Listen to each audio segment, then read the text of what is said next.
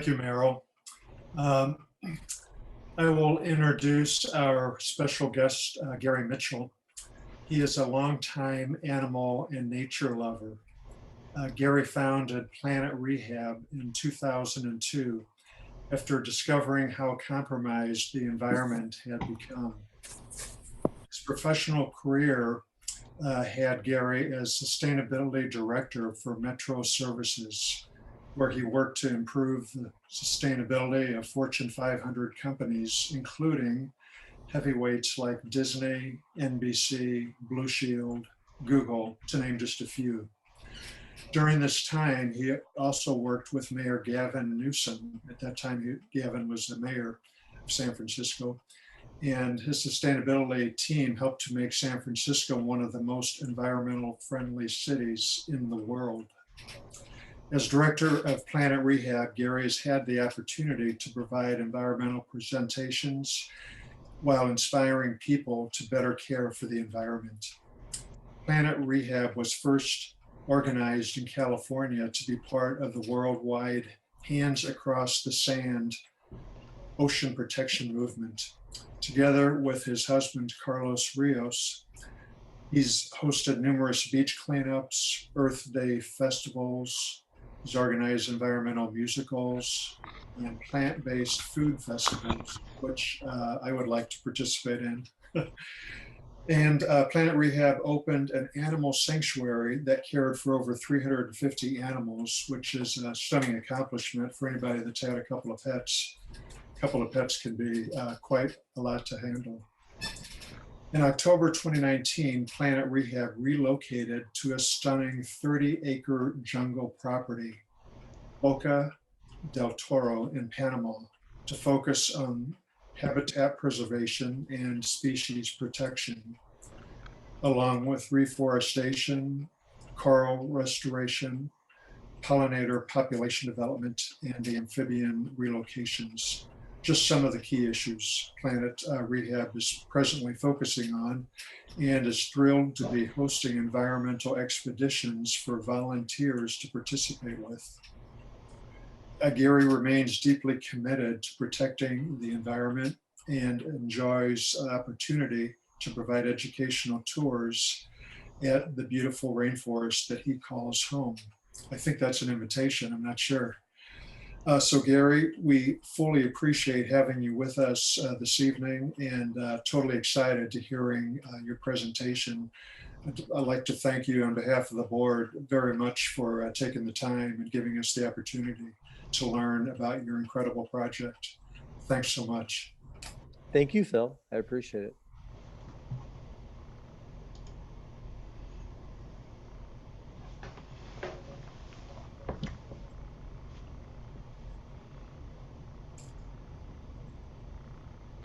Can you guys see my screen? We can. We see your notes this time, Gary. Okay. Try to start that again.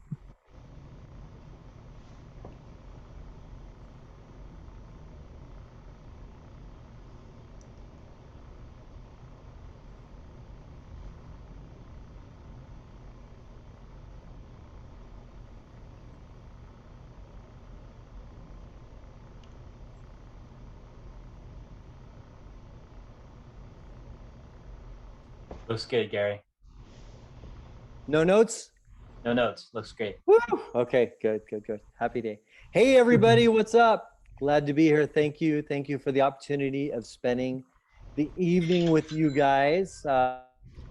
This is the most people I've been around in a long time, so it's kind of cool. It's interesting to live in a rainforest. I got to tell you, it's a lot different than LA.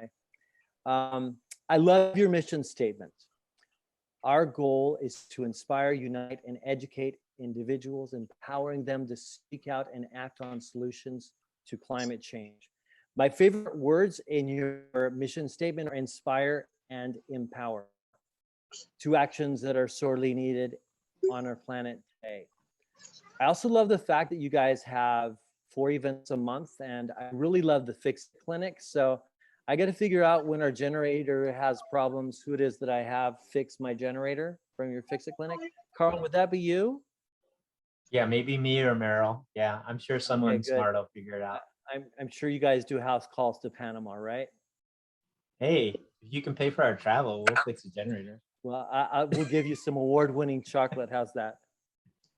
So anyway, thanks again for the opportunity to be here. And here we go. All trees are not created equal. It's kind of a strange thing to say, don't you think? It probably seems painfully obvious to you, but frankly, it was something I gave very little thought to. And now, well, it's become a pivotal part of my life. So how did I get here? Wondering about the importance of some trees over others and why should you care?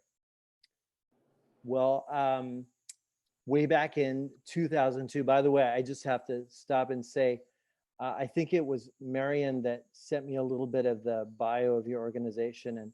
And she said that way back before, she said a long, long time ago, the organization was founded. And I was thinking like the 1800s. She said a long, long time ago, before Obama was elected. I guess when you're in the 60s, you know, that doesn't seem so long ago. But anyway, way back in 2002, while luxuriating in the bliss of Los Angeles traffic, I happened to be listening to NPR, an interview with Princeton professor Michael Oppenheimer. This guy freaked me out. As a lifelong nature lover and contributor to numerous environmental organizations, I thought myself to be somewhat well-informed. Wrong. Professor Oppenheimer, in less than a half an hour, completely shattered my reality. He spoke about how many climate-related extinctions had already taken place in that decade alone. He detailed vast animal, fish, and even plant migrations away from the equator. He painted a future that frankly scared the shit out of me. What I couldn't understand was, after donating to environmental organizations for years, why did I have no idea just how devastating the plight of life on planet Earth actually was? I'm the type of person that when I learn of something that reeks of injustice, I must act. Not to do so creates an unbelievable panic inside of me. So I founded an environmentally based nonprofit, which I named Planet Rehab, in the hopes of giving a mouthpiece to those who didn't have a say in our modern world. For 17 years, we labored diligently in San Dimas, California, to create every type of experience we could conceive of to light a spark in others. So people would not only care enough to listen, but care enough to be part of the solution. And as Phil mentioned, we even turned our backyard into an animal sanctuary with over 350 animals. If you can imagine 350 animals in your backyard. This included a grumpy alpaca named Benjamin, his best friend, Buddy the goat, Alan, a cantankerous 300-pound sulcata tortoise, 37 species of birds, which meant peacocks and roosters singing in the middle of the night, and quite a few more species. Oh, and of course, anything that well-meaning visitors happen to find, such as an orphaned baby bird or baby possums that of course required around-the-clock care. As part of our outreach, we hosted beach cleanups, Earth Day events, environmental expeditions, plant-based food festivals, original eco musicals, planting milkweed expeditions. Thousands of children and adults came through our gates. But as time went on, our planet's environmental situation went from really bad to horrific. When the Intergovernmental Panel on Biodiversity Loss came out with their 2019 report detailing that in addition to the 200 species already going extinct daily, an additional 1 million species were facing imminent extinction, we asked why. We learned that over a third of the planet's species live in rainforests, and their extinction was directly tied to rainforest deforestation. Again, we asked why. Was it paper or construction or maybe roads? I was genuinely shocked to learn that 91% of Central American and Amazon rainforest destruction is due to cattle industry. My husband Carlo and I felt it was time for a change. We came to the conclusion that we had done as much as we could from our San Dimas abode, and we decided to move to a location where we could work directly with boots on the ground to protect precious rainforests and endangered species. Through a series of Kismet-inspired events, we ended up moving to a beautiful 30-acre jungle on the banks of Dolphin Bay in Bocas del Toro, Panama. By the way, Bocas del Toro, it's a strange phrase. It means mouths, as in plural, mouths of the bull. No one seems to know why. Anyway, we moved to Bocas del Toro, which, along with being home to monkeys, sloths, toucans, parrots, was actually an organic chocolate farm and nature preserve called Green Acres. I'm going to try to show you just a small video of what Green Acres looks like. Let's see if we have luck with it. Liftoff. Can you see?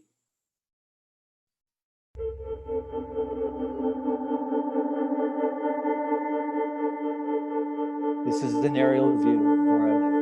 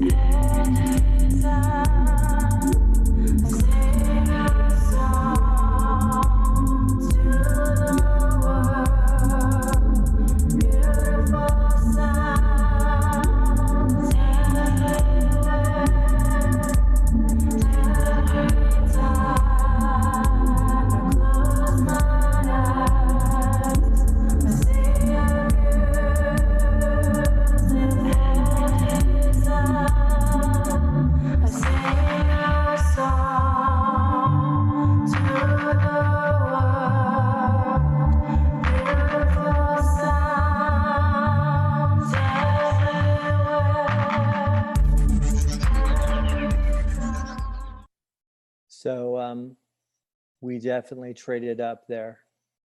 You guys see that okay? I got to tell you, the strangest little thing is happening right now. If you guys can see my finger. This is what it's like living in the rainforest. There's a, let's see, Blue. tiny little gecko that is on my finger right now. You guys see him or not? Hello, little guy. Anyway, it's kind of cool.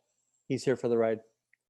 So a chocolate farm, I got to tell you, it was never ever in the cards to me to plan on living in a chocolate farm. Do not get me wrong, Carl. I love chocolate. I love chocolate. That's why there's Trader Joe's. My knowledge of chocolate was where's the Hershey Kiss tree? I had no idea, nothing about chocolate. How we ended up here was we went to actually look at a jungle lodge, which was in a place called Rambala, which was about 3 hours outside of where we are, up in the mountains. It was really beautiful. It was priced really fairly. It was $150,000 for 75 acres. The beautiful waterfall, beautiful river. Here was the problem. You had to off-road for about 20 minutes to get to the road where you get out, and then you had to hike up another 20, 25 minutes up the mountain just to get to the resort. And there was no way that that was going to happen. There was no way that that was going to happen for us. And there was a lady that was a friend of the owners that showed us Rambala Jungle Lodge, and she said, you know, I have friends that are selling a chocolate farm. You guys should go check out the chocolate farm. And I was trying to be not rude. And oh yeah, you know, if we have the opportunity, we'll go check out the chocolate farm. Well, basically, we went to go look at a waterfall, and we came back, and Erica said, well, it's all arranged. I've talked to the owners, and they're waiting to meet you right now. And we were covered in mud. We were jet lagged. We were exhausted. The last thing that I wanted to look at was a stupid chocolate farm. And it was also 3 times as expensive, and it was a third of the size. So we didn't really have a choice. She basically kidnapped us and brought us here. My husband was not, he wasn't ready to let go of our home in California.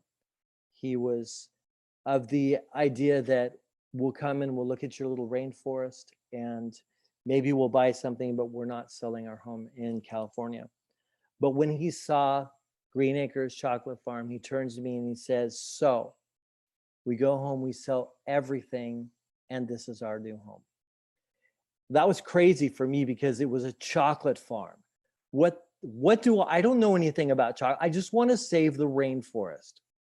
And so the interesting thing was where we ended up is 1000% where we were supposed to be. So the first thing I learned about chocolate was that it's called cacao. And the next thing that I learned was that for chocolate to really be healthy and to taste good, it should live underneath a functioning, thriving rainforest canopy. So I was like, score 1 for the environmentalists. That's pretty good. I also learned that people travel from all over the world to tour the grounds and the botanical gardens at Green Acres. And since we moved here, October 2019, it's been about 1 year and 10 months, we've had the privilege of hosting hundreds of tours, which we have reframed as eco-educational tours. Another score for the Enviro guys. Shortly after moving to Green Acres, we learned that our jungle happened to be home to several rather rare trees called almendro trees. Rare because their dense wood was actually termite proof.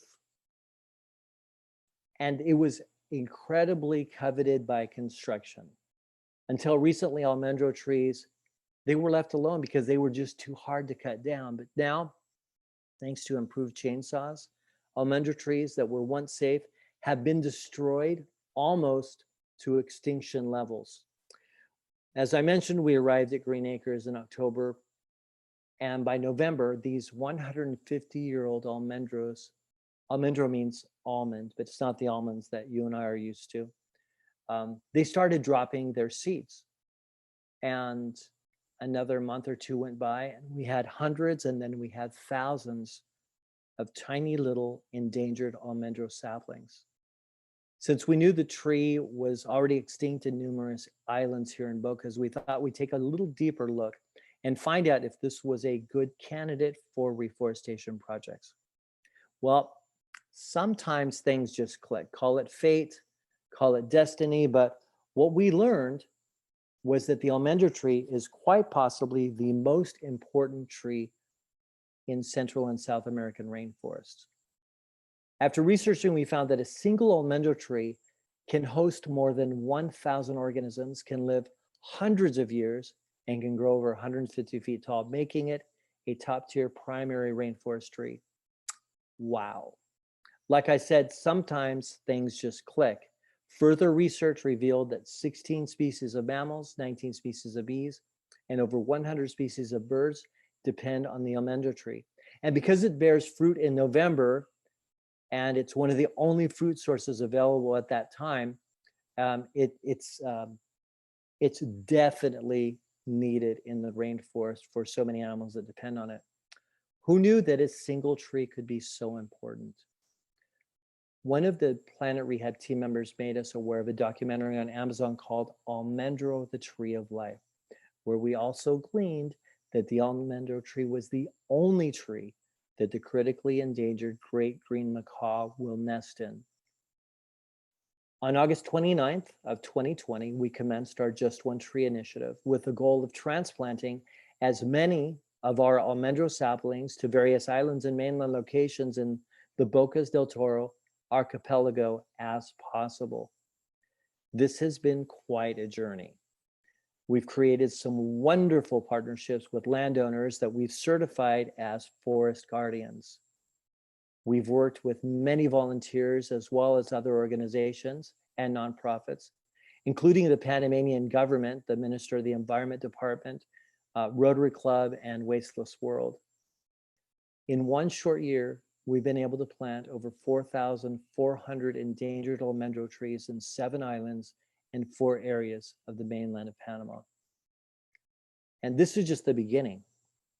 We're very excited as we're laying down the foundation for our Great Green Macaw Rescue Program, where we will, within the next 10 years, plan to bring back the Great Green Macaw to the Bocas Archipelago. This is indeed an ambitious goal, but we have hope in seeing how far we've come. We're strategically planting almendro trees. And again, that's the only tree that the great green macaw will nest in. We're planting them all around the archipelago, and we'll be breeding captive pairs of great green macaws and releasing their offspring into our almendro forests. This is exactly the type of project that turns me on. And the type of project really that I was dreaming someday when I would get to some rainforest that we would be able to do. So I am absolutely stoked at the opportunity to do something like this. I'm just going to pause my talk here just for a second and just share a little bit of something with you.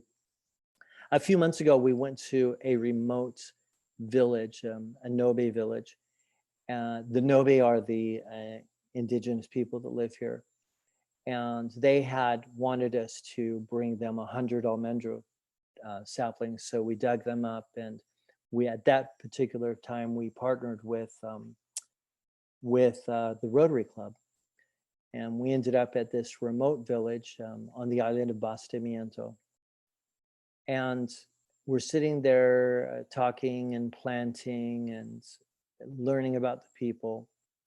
And it dawns on me, I probably will never be at this village again.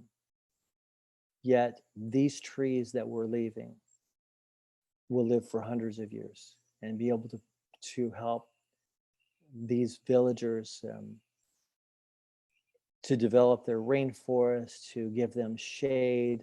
It was just a really beautiful moment because it just really, one of those kind of divine aha kind of, you know what, you're exactly where you're meant to be and you're doing exactly what you're meant to do.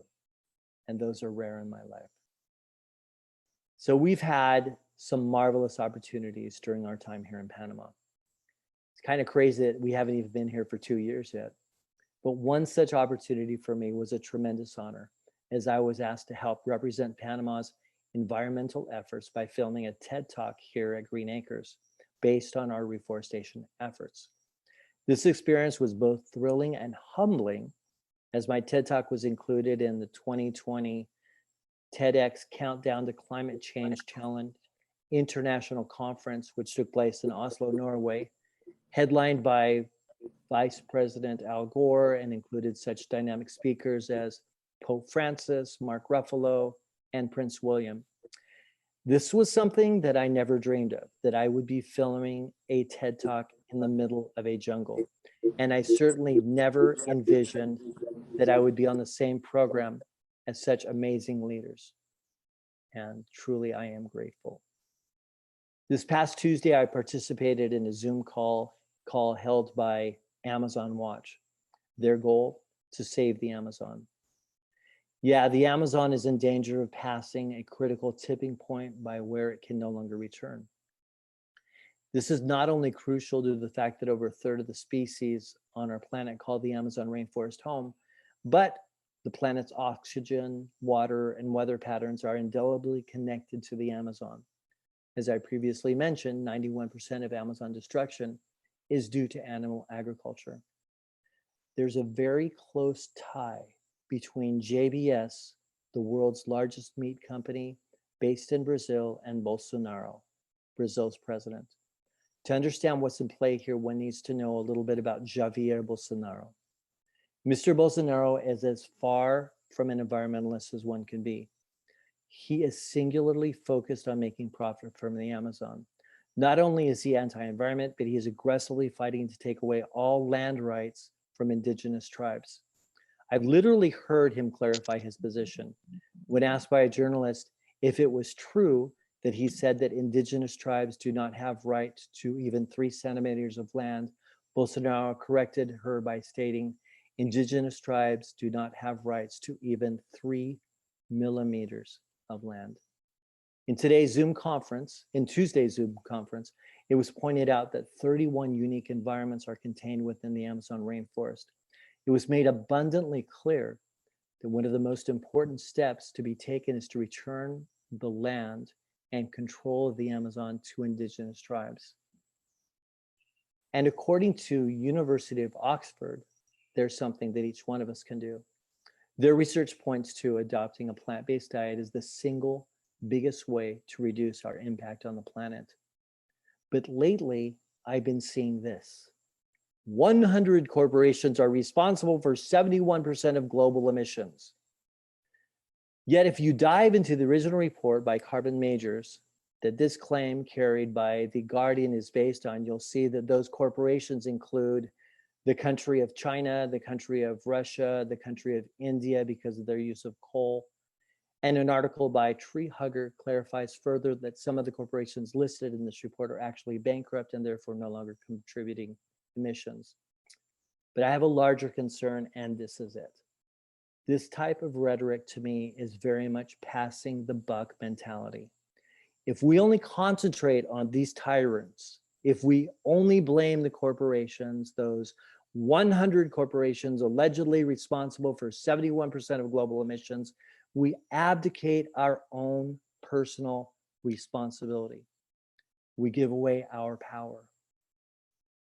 While it's certainly horrific that these countries and corporations are massive polluters, and I do believe that they should be held accountable and that they should change, absolutely, but why not concentrate on the other 29%, our personal choices? It's really not just about the fossil fuel corporations and the other polluters, it's about us. It's about our diet, our consumption, our way of living. I like this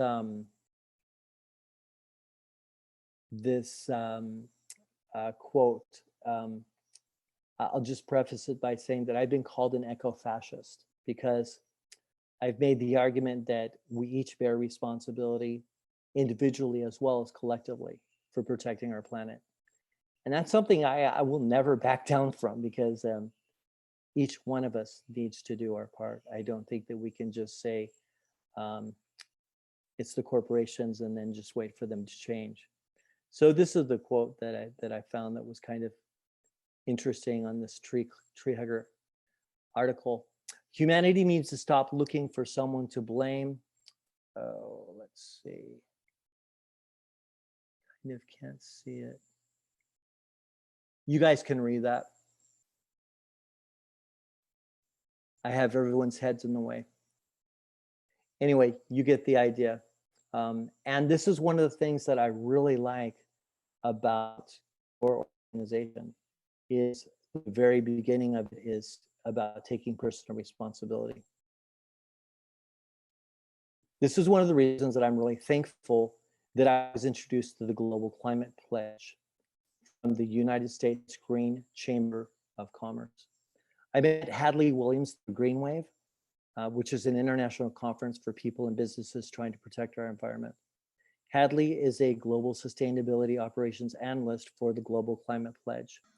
Hadley quickly set up a Zoom meeting with Michelle Thatcher, the director of Global Climate Pledge, where they shared their pledge. And you guys can, you can read it. There's also a pledge for organizations, which is something that your organization may or may not be interested in, but I like this a lot. I like the fact that individuals are empowered, which is just like with your mission statement, empowering. I like the fact that individuals are empowered to make change. And well, really, if we're gonna save life on planet Earth, it's gonna have to be a series of individual as well as collective changes. But fighting to save a dying planet is hard.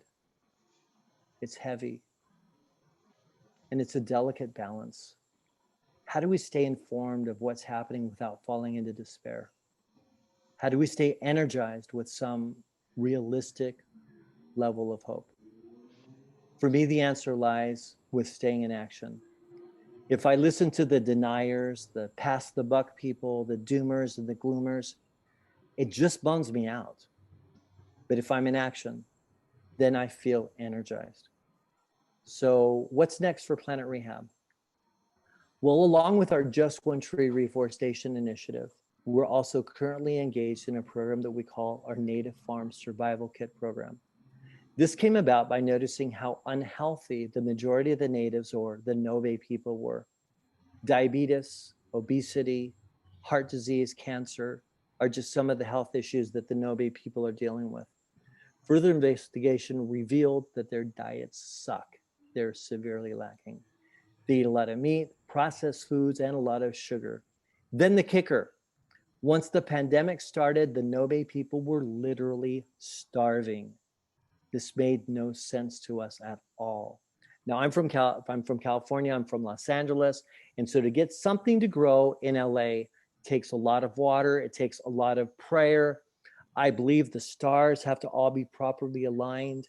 But here, you simply stick something in the ground and it grows. And I couldn't believe that the Nove people were not growing nutritious food. This opened up a great opportunity for us. Over a year ago, we began growing highly nutritious fruit trees and veggies by the hundreds. And when our plants and trees were ready, we assembled an awesome team of volunteers and began visiting Nove villages, gifting them with these trees and plants and teaching them how to care for them. We also created cooking classes where every person in attendance had the opportunity to learn how to make delicious and nutritious dishes from the plants that we brought. This has not only been a great opportunity for the Nove village, but also for the volunteers that have joined in these programs. And certainly it's been an awesome opportunity for us. And we are almost ready to begin our environmental expeditions. We're just the finishing stages of our first cabin, which will sleep 10 dorm room style. Plus we have a guest room in our main home. Once our cabin is finished, We'll be able to welcome visitors that would like to assist with some of our environmental goals. Expeditioners will be involved with mapping the biodiversity of the rainforest, our reforestation projects, our coral restoration projects, bringing home the red frog to Green Acres. It's our amphibian program, pollinator development program, and food forest advancement. In addition to the above, expeditioners will experience snorkeling, dolphin sightseeing, and will visit Monkey Island to interact with rescued primates, which is a very, very cool place to go. So how can you help? Well, you can donate to support our work. You can sponsor an almendra tree. You can sponsor a native family. You can share our message and programs. You can volunteer. You can start a Planet Rehab chapter. Living in Panama has been majestic, but running a nonprofit from a foreign country has certainly had its challenges, especially in the realm of fundraising. In California, we staged numerous events and had face-to-face interaction. Here, we rely almost exclusively on social media for fundraising. We are deeply committed to our goals, so even if the funds don't come in, then we'll pitch in out of our own pocket to make sure that our programs can keep going. Today, at a time when the very systems that support life on this planet are shutting down, rainforest destruction is at an all-time high. Last year, over 91 million acres were destroyed in the Amazon, and this year, rainforest destruction projections are even higher. What of the mother sloth and her baby when the chainsaw starts to cut, or the nest of baby birds as the tree starts to fall? What is our responsibility to nature? Sadly, we haven't been doing a very good job of protecting her. In my lifetime, in the last 4 decades, humans have wiped out more than 68% of wildlife on the planet. 68%. What will the next 4 decades bring? I get that not everyone can sell their home and dedicate their life to protecting nature, but we can all do something, and we must all do something. The alternative is unthinkable, and that alternative is swiftly becoming reality. So we will continue to work to protect nature. We'll plant the king of all trees, the almendra tree, to provide shelter, food, home to countless species. That's what we will do. And now the question is, what will you do? I would like to end, if I may, with a song that I wrote. And I'm just going to hope that this works.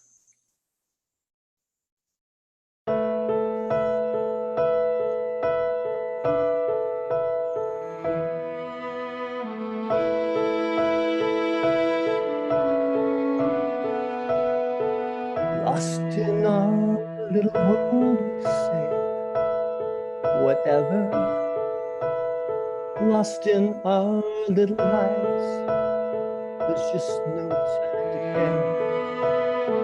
And even if we don't just don't make a fuss, you will see the changing life forever. What if one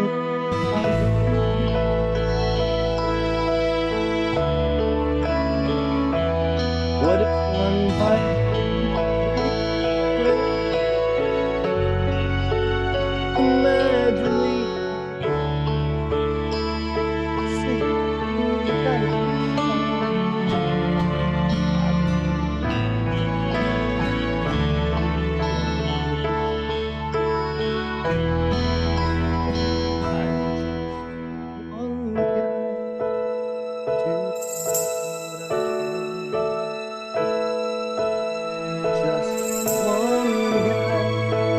nothing special, nothing, just like average man. Just one man that I'm working on.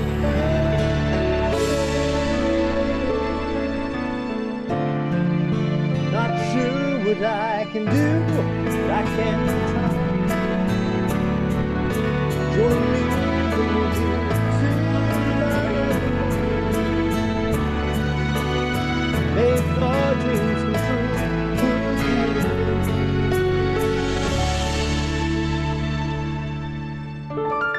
What we can do.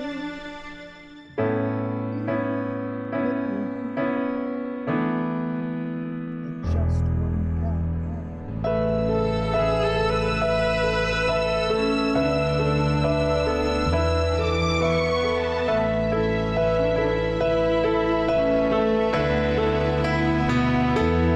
It's time to work hard. We'll move beyond home, embrace the new.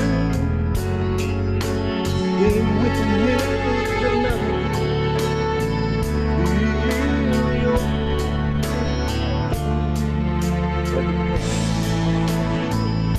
there's nothing we can't do.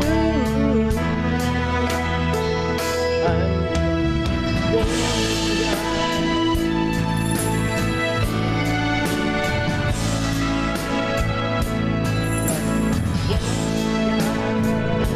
Nothing else like Costa Rica.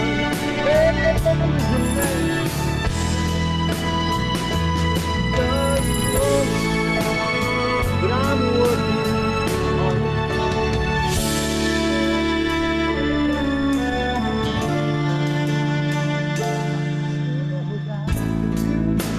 I can try.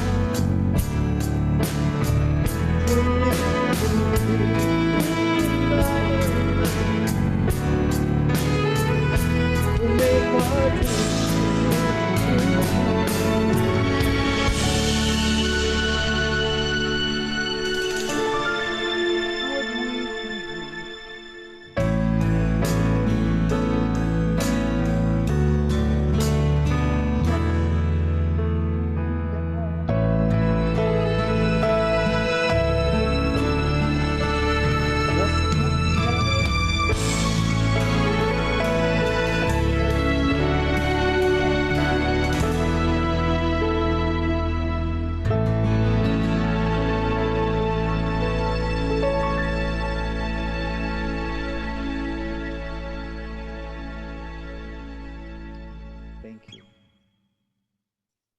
Thank you so much, Gary. That was awesome. Thanks. Thank you so much. Folks, if you have questions for Gary, I've seen some of you put questions in the chat already, and I've transcribed those over, and I will keep looking for your questions. So please pile them in there. And I want to start with this question from Marion, and that is, how much of the area around Green Acres is protected? Can you tell us a little bit about your neighbors and the area that you're in as far as other folks doing similar? Is it a chocolate region, or was Green Acres a standout in farming chocolate? There are several chocolate farms.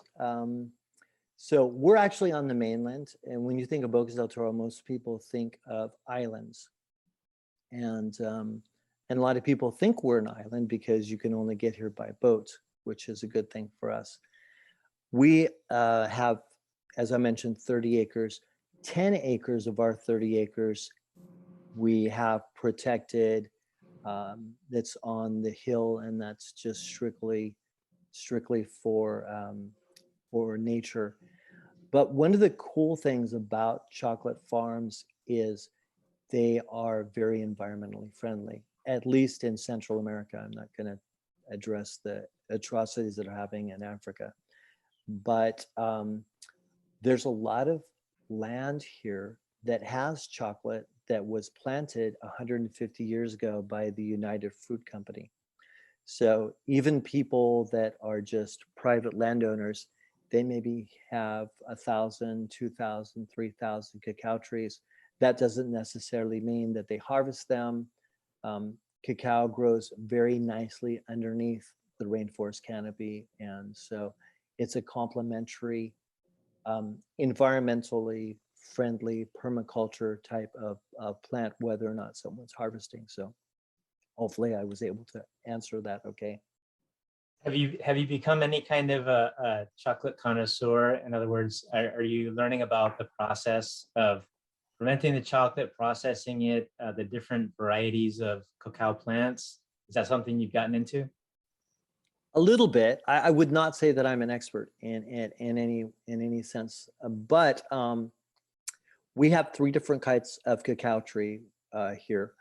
We have Forastero, which is kind of the light yellow pod. We have Trinitario, which is a light orange, and then we have Criollo, which is a little bit darker of a red. And if you are a chocolate connoisseur, you can taste the difference in the raw fruit. I'm not quite there, but I will brag for a moment. My husband won best chocolate in mochas for the 2020 chocolate competition, which was really crazy considering we don't really know what we're doing. We actually thought it was a joke when they told us that we won, but it's really cool too with all these experienced expert chocolatiers that we won the golden cacao. That's fantastic. Let's see, the almendro tree, the tree of life. So it sounds like, is that a slow growing tree if it's such a hardwood tree? This is a crazy question. Before we had much experience here, just based on some friends that we've met that have transplanted some of the trees from Green Acres, I would have said absolutely it's a very slow growing tree. Well, medium, I would say. Within 4 years, I think our friend Brian has been able to document that it's grown about 35 feet, which that's not too bad. We're learning more about the relationship between mycelium and trees and how parent trees can actually direct extra resources to their saplings, which is just blowing my mind. And we have 4 mature producing almendro trees right now. 2 of them are together. They're literally growing into each other, and we call them Mama and Papa. And you guys are going to think that I'm weirder than you already think, but it's okay. I'm good with that. I have a favorite baby of theirs, and he's called Alex. And where Almendro the Great is, his babies that are a year and a half old are about 3 feet tall. But where we have Mama and Papa Almendro, Alex is already 10 feet tall and he's a year and a half old, which is really crazy. So we don't know if the soil happens to be somewhat different there or if it's a little bit more sun. I choose to believe that because there are 2 parent trees right there that they're giving additional resources.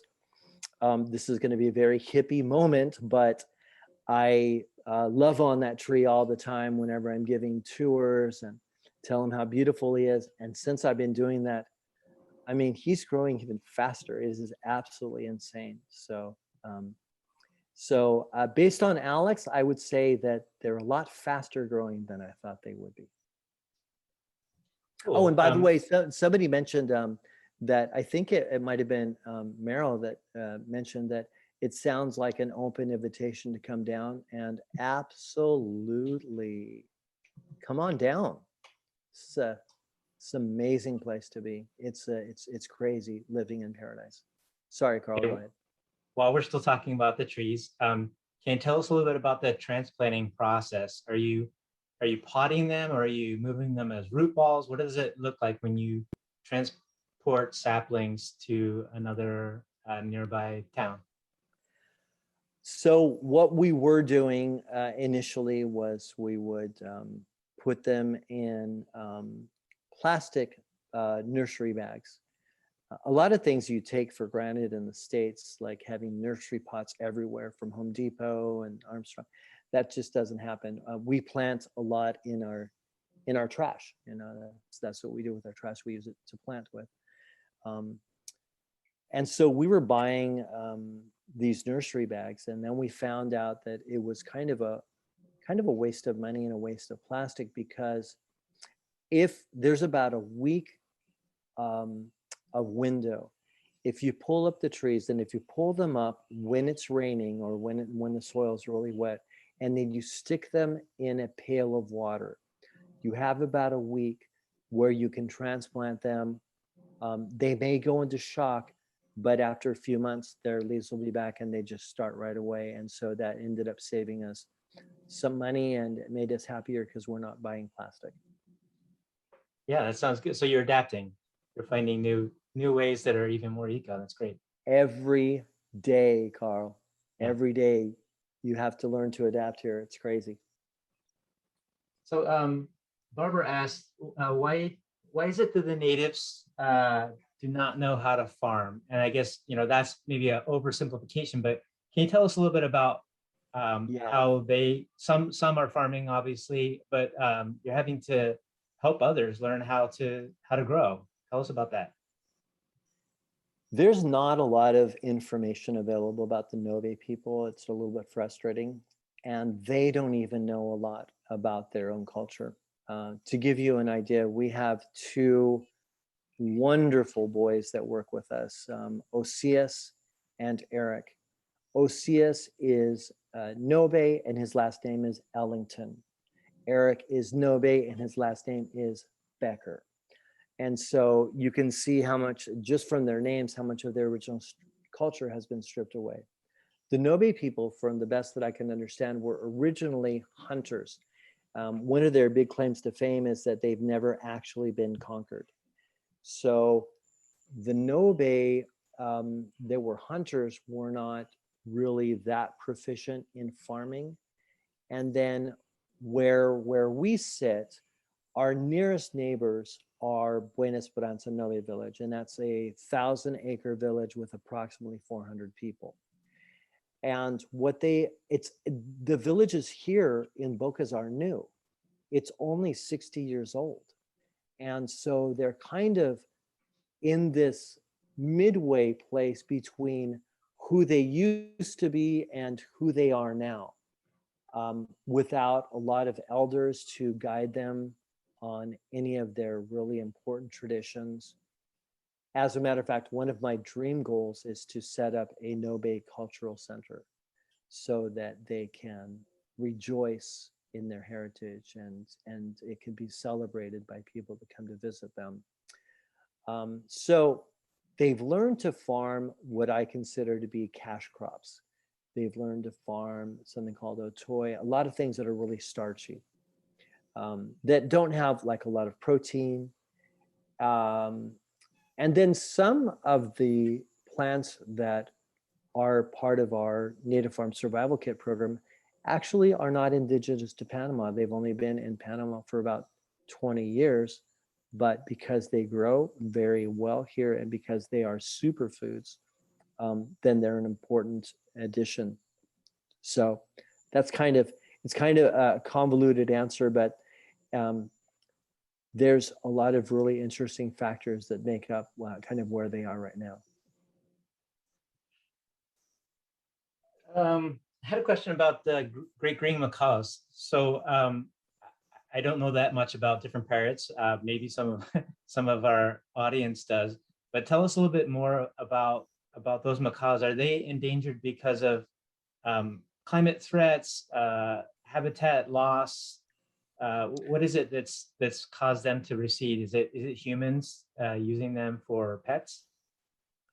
So the short answer would be D, all of the above. But if you want to dig into it a little bit more, the number one issue is that they depend greatly on the almendra tree, which, because of the advancements in chainsaw technology, almendra trees have been devastated. And so that is where they nest. That is a huge food source for the great green macaw. Obviously, habitat destruction, and there is some issue with the pet trade, but the biggest is the fact that there's no more almendros, and that's why we're encouraged. Part of my background when we had an animal sanctuary was I have about 45 years of experience breeding in endangered species, and including breeding captive bred macaws. So that's an interesting. You're taking your life in your hands when you're doing that, because they have about 300 pounds pressure in their beak. But it's it really where we are is just stunning.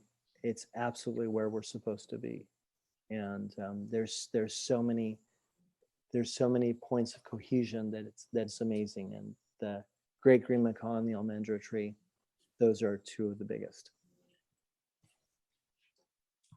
Someone asked, given your recent knowledge, what gardening and farming techniques would you recommend for Southern California? You've lived in LA, you've lived in Panama now. Do you have any thoughts about what you would do differently if you were back in LA in Southern California?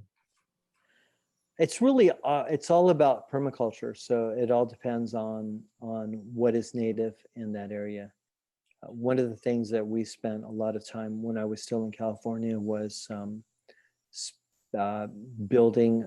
rebuilding butterfly gardens and trying to help the monarch butterfly to survive.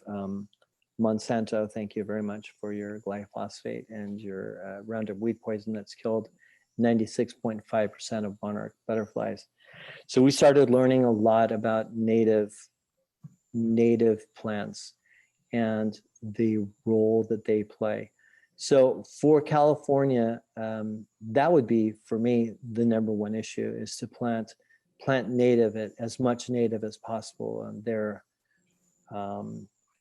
gosh, I think there's a green thumb nursery that's in Laguna Niguel or something like that. It's not, if you guys are going up north, that has a lot of native plants, and you guys probably have different native plant nurseries. It's important to, I think, I have a problem with certain mindsets of, let's make sure the humans survive, without recognizing that the reason that we're in this problem is because we're killing nature.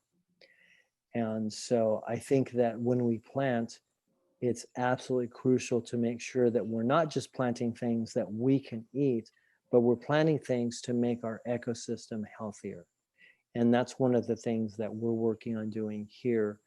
We have increased our pollinator population by planting, for instance, maracuya, passion vine, to build up the Gulf fritillary butterfly populations. And we've planted native milkweed to build up the monarch populations. And so that would be my number one suggestion, is go native, but think beyond human necessity. Darlene asked, I've read that the Amazon rainforest soils are not as productive year after year. And this is why new areas are continually cleared and burned. I think pointing back to native practices of burning that some archaeologists have seen. So can you tell us what you know about that? Yeah, absolutely. That's actually part of the eco tour that I give every day here. Yeah, that's a huge issue. Any type of monoculture is going to be a huge issue. The way that deforestation is done, and I'm not talking just about in the Amazon, it is the animal agriculture industry, but if you also look in Indonesia and Borneo, those areas, it's primarily the palm oil plantation, but it's the same concept. The basic floor of the rainforest is clay, and your topsoil, here they call it your abono or black dirt. Your abono is only 3 to 6 inches. And what does it always do in the rainforest? Is it rains. And so your really good topsoil is always being rained out to sea, which is great for your mangrove nurseries and things like that. But that's why a rainforest continually has to renew itself. That's why the natural composting is so important. So what happens when somebody clear cuts a rainforest and then they plant, let's say, soy for cattle, they're getting rid of that mechanism that makes the soil good.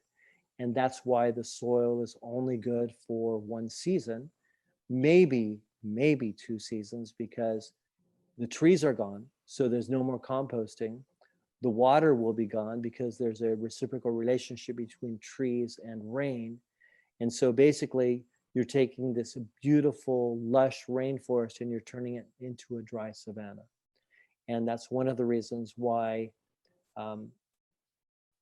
the destruction has to just keep on happening, because they're not using permaculture techniques. And what they're doing is really against what the land is calling for. So hopefully that makes sense. Not sure if you know, let's see. Do you have any insight on biomimicry, agriculture, and regenerative farming that would help climate change, and giving that proper awareness and knowledge to motivate farmers? Not enough to speak about it. I'm sure that you guys probably know a lot more about that than, and that's not something that we're involved with at all. Barbara had a very short question. Can you spell the Noe people? Can you spell their name, the Noe? Maybe. There's 2 different spellings, so take your pick. I usually see Ngobe, but sometimes I see Nga with the 2 little dots on it, Be. So Nobe. Ngobe is the most common. Got it. Thank you. Absolutely. How can we access our ethno-botanical record to know which native species to bring back? Well, for me, like for instance, living in LA, there are you're not really left on your own. There are wonderful gardens in LA, as well as nurseries. The Thomas Paine Foundation, which is all native California, and so I wouldn't try to do that on my own. I would go to the experts that have been spending years and years doing that. There's the Rancho Santa Fe Botanical Gardens, which is in Claremont, which is a 55-acre property, which is all it's all native California. And they also have a plants store where you can buy native plants. So that would be the best step. I would think would be going to some of the experts that have organic native plants. When you say Claremont, you mean Claremont in LA? Yes, sir. Okay. Let's see. Marion asked, have you done any projects with renewable energy? No, not yet. We're off grid, so I guess we do projects all the time trying to keep our electricity going. It's really weird living in the rainforest. It's a delicate balance, because if you don't have enough water fall on your roof, then you don't have water to drink or to take a shower with. But then if you don't have enough sun, then you don't have your solar panels charged up enough. This is a situation where if you have the funds, you can do a lot better than where we're stepping into, trying to do what we can. At some point, we will be able to purchase more solar panels, and we're looking into the possibility, when we can afford it, to perhaps doing lithium batteries, which hold a charge a lot better than the traditional batteries that we have. And it bums me out. There are times where we have to use our generator, and I get really upset because I'm like, I'm trying to live off grid, but we're not 100% yet where we're fossil fuel free. Have you and Carlos considered writing a cookbook? We've done some cookbook. Well, we've done some videos on cooking. We do have a neighbor. She's we call her our fairy godmother. She kind of rescued us when we first got here, and she has done, I think, 6 or 7 cookbooks on using all kinds of things that I never even knew what were when I was in the States. And I certainly have access to those if anybody's interested. Brocade asked, how many people are working on your farm? Are they permanent, or do you have people come in during harvest? We have 2. We had more before COVID, but we let me see if I can make this really clear. My husband and I bought Green Acres with our own money, and Green Acres, this is how we survive, and this is how we eat. We do tours here and we sell our chocolate. Green Acres as a corporation lends its resources to our nonprofit, Planet Rehab.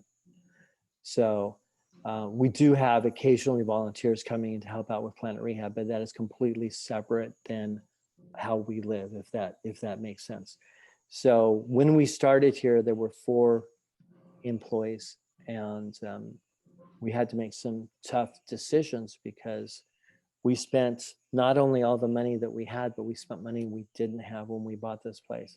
We bought it, we moved here in the best and worst of times. We moved here October 30th of 2019. So we were able to escape being in LA during COVID, but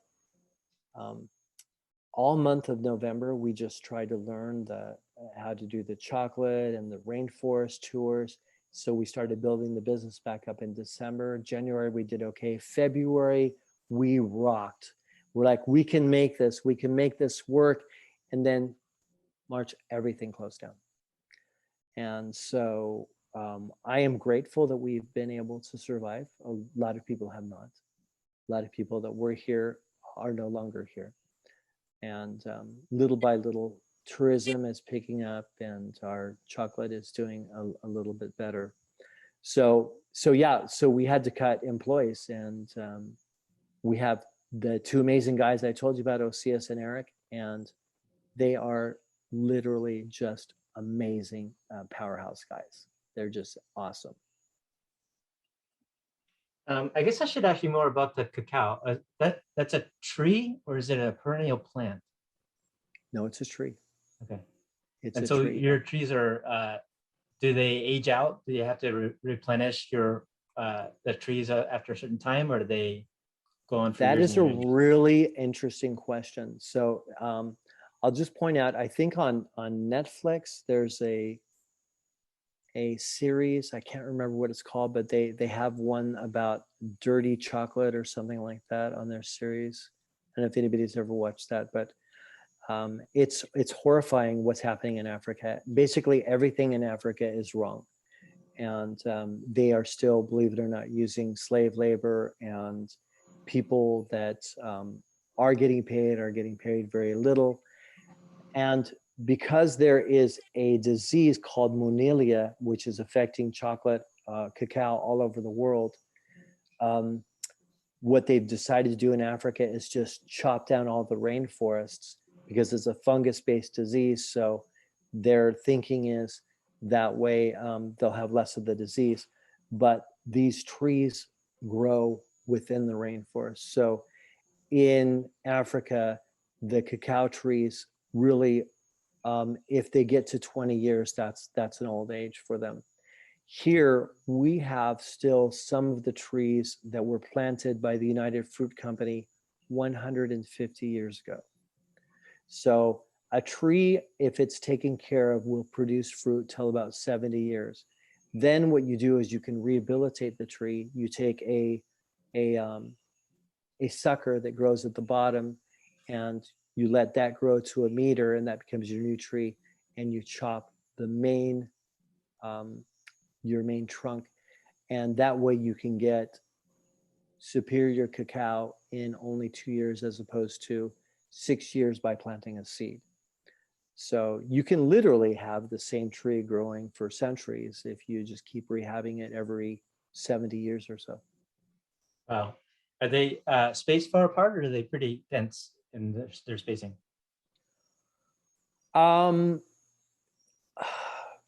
Gosh, I mean, I guess it depends on how you view that. Um, no, they're not dense. I would say the closest that some of them might be would be maybe 15 feet apart. Some of them are farther than that, and again, they're underneath the canopy of the rainforest.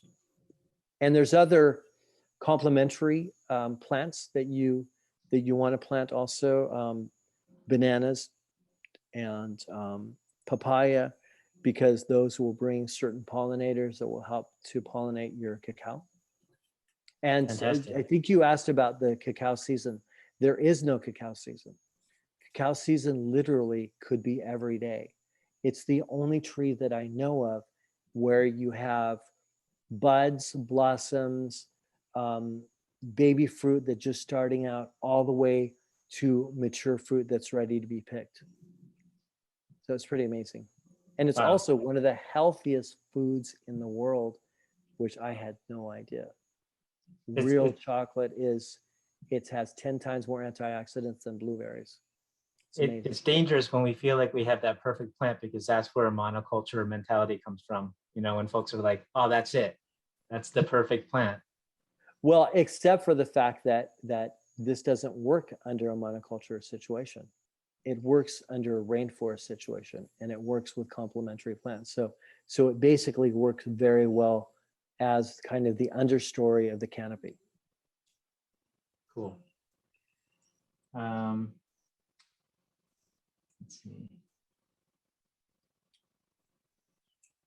Something else here.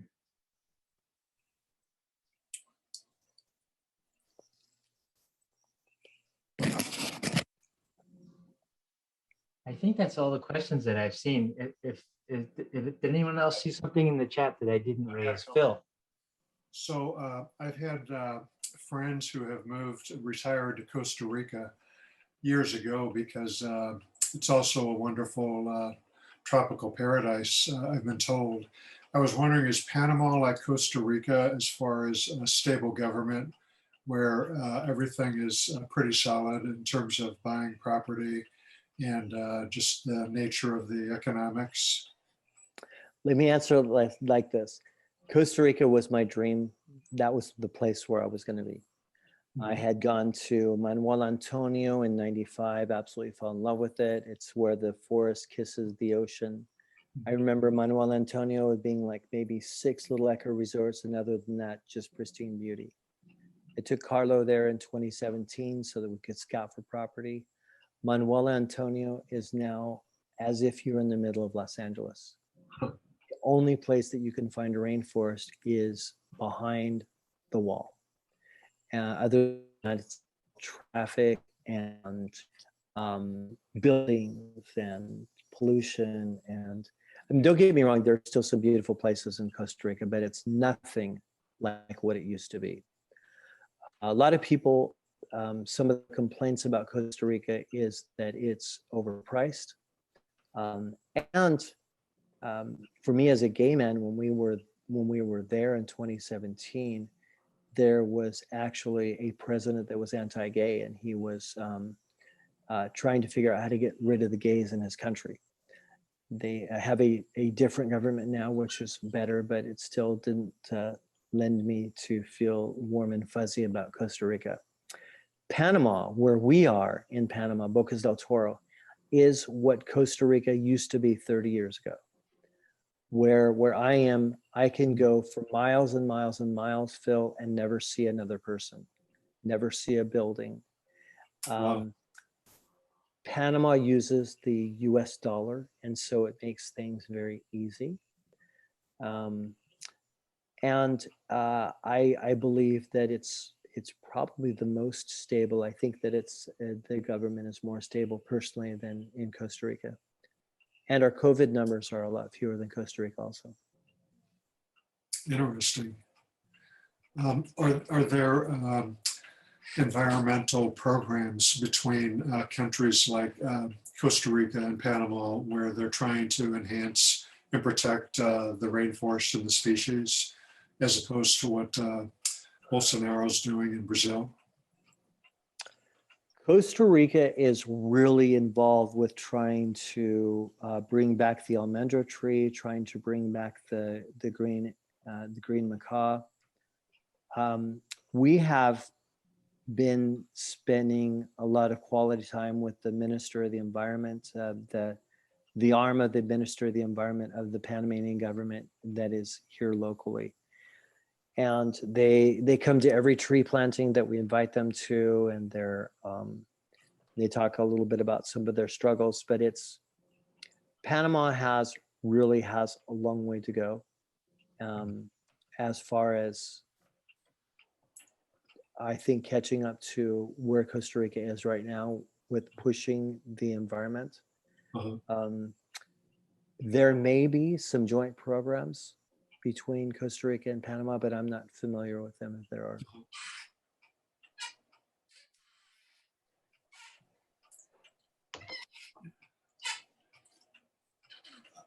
It seems like the main problem with the diminishing rainforests is a person named Bolsonaro. Seems like he's instrumental in accelerating the knocking down of the forest. Well, what he's done is he sympathizes with the landowners, right, and he looks the other way and encourages them to destroy the forest. And so, I mean, Brazil isn't 100% of the Amazon, but it is the lion's share of the Amazon. And I don't know about you guys, but I being on that call on Tuesday with Amazon Watch and them talking about the tipping points that they're seeing, it's pretty scary stuff. You know, if I had all the money that I would ever want, I would just go down and just buy up all the land from all the farmers and from anybody, and just, you know, give it back to the indigenous people and do all kinds of reforestation projects. But, you know, I can only do what I can do. We have tried to partner with some of the organizations in Brazil, and we'll continue to try to do that. We're real small, and so we're kind of limited with what we can do. We're real excited with what we've been able to do, but we have a lot more goals. Sure. It seems like somebody like the World Bank, who has access to world funds, would have stepped forward and offered to buy some of that property in the Amazon, since it's been unfolding for some number of years. And the tipping point has been talked about now, and it just seems like we're getting closer and closer without anyone with the real power. Nobody's stepped forward who has the ability to implement a plan of protection. Yeah, it would be nice if they did. So I have a couple of questions, if I may jump in here for a minute. Darlene, I think, was asking about the more business part of what your venture is, about the chocolate, like how much does it cost and where can I get it? And so my question is do you have like a separate website for the Green Acres chocolate business and a different one for Planet Rehab? Or can you go to Planet Rehab and find out about how to buy chocolate? Thank you. So the answer to your question is we have separate websites, because one is a business and the other is a nonprofit. So Planet Rehab, our nonprofit, is planetrehab.org, and Green Acres Chocolate Farm, I think, is just greenacreschocolate.com. We do not sell chocolate out of Panama. It's too expensive to ship out of the state, and it's also, we keep hearing different things, but it seems like you have to have certain certifications. So what we do is we sell to the tourists that come here for our tours, and there is there's a grocery store that caters to a lot of the expats in Bocas, and we sell most of our products through them as well. Okay. Okay, well, thank you for that. And then I'm also curious about the children's book you wrote. And can you tell us a little bit about why you did that and what the proceeds go for? And it Oh, looks really sure. cute. I have grandchildren, so I'm probably going to order it. So Oh, great. It's only online. So it's a Kindle book. Yeah, I have two more that are in the works right now. One of them is actually an original musical where a little boy saves the rainforest. That he talks to animals. But the one that you're talking about is I don't know if you remember the slide about Benjamin the alpaca and his best friend Buddy the goat. We rescued Benjamin, and he cried for 3 days. At night it was, and I gotta tell you, alpacas are not pretty criers. It's not a pretty sound, and it's not a pretty look. And he just stood by the gate and cried. And then we found out that there was a baby goat, a 3-month-old baby goat that was his best friend. So then we were able to go back and actually purchase the baby goat so he would have his best friend. And when we brought Buddy home, when they saw each other, they just did a happy dance, and Benji led Buddy into the barn, and they laid down together. And so I wrote Benjamin's gifts based on what this experience must have been like for Benjamin. And so it's all from Benjamin's perspective. And so if you just go to Amazon and you look up Benjamin's Gift by Gary C. Mitchell, then you can find it. It's one of our volunteers did all of the illustrations, and they're absolutely darling. And the proceeds go to just help the organization. great. Well, thank you so much. And if you do get it, let me know what you think. I will. Okay, thank you. Thank you. So Meryl, I'm ready to sum up here everything. Gary, we just want to let you know how much we appreciate your time and for sharing all this information with us. And it's been very inspiring. And I know Thank you're you. 2 hours ahead of us, so you're probably getting tired. And I we've done a am. lot. No, I know. So we're going to let you go here in a minute, but we have done an awful lot of talking about trees today. And in our group, we like to always thank our speakers. And so what we have done is we have purchased a tree in your honor that will be planted here in California in an area that's been burned by the wildfires that we've had.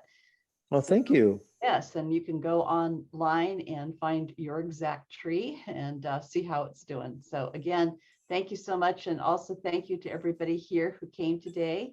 And we look forward to seeing you soon. All right. Thank you, everybody. I appreciate the opportunity. Thank you. Take care. Bye-bye, everybody.